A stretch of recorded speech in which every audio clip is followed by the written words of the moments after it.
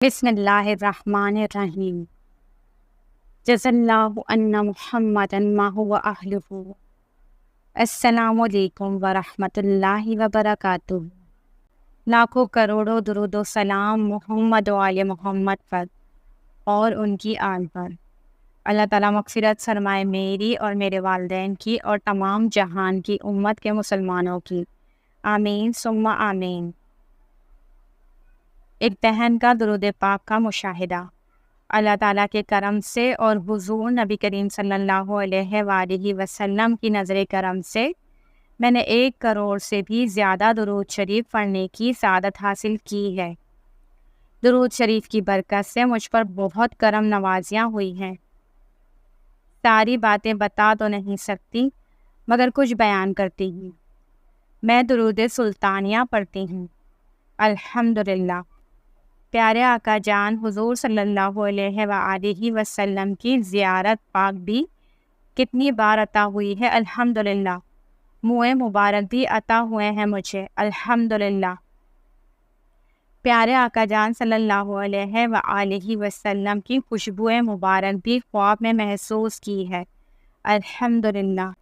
ایک بار خواب دیکھا کہ بڑا سا محل ہے، اس میں ایک تخت پڑا ہوا ہے، تخت پر پیارے آقا صلی اللہ علیہ وآلہ وسلم تشریف فرما ہے، سرخ قالین بچھے ہیں۔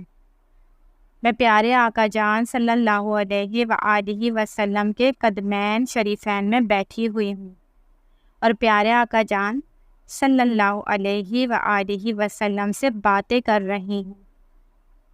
پیارے آقا جان صلی اللہ علیہ وآلہ وسلم میری باتیں سن رہے ہیں اور مسکرا رہے ہیں۔ درود شریف پل صراط کے اندھیرے میں نور ہوگا اور کثرت کے ساتھ پڑھنے کا حکم فرمایا۔ رسول اللہ صلی اللہ علیہ وآلہ وسلم نے کثرت کے ساتھ درود پڑھنے کا حکم فرمایا۔ اے میرے امتی، تمہارا مجھ پر درود پڑھنا قیامت کے دن پل صراط کے اندھیرے میں تمہارے لیے نور ہوگا، اور جو شخص یہ چاہے کہ قیامت کے دن اسے اجر کا پیمانہ بھر بھر کر دیا جائے، اس سے چاہیے کہ مجھ پر درود پاک کی کثرت کرے۔ درود شریف پڑھنے سے درود پڑھنے والے کے اگلے پچھلے گناہ معاف ہو جاتے ہیں۔ حضرت انس بن مالک رضی اللہ تعالیٰ عنہ سے روایت ہے کہ نبی کریم صلی اللہ علیہ وآلہ وسلم نے فرمایا، جب 2 دوست آپس میں ملتے ہیں اور مصافحہ کرتے ہیں اور مجھ پر درود پڑھتے ہیں تو جدا ہونے سے پہلے دونوں کے اگلے پچھلے گناہ بخش دیے جاتے ہیں۔ سبحان اللہ۔ صلی اللہ علی حبیبہ محمد وآلہ وسلم۔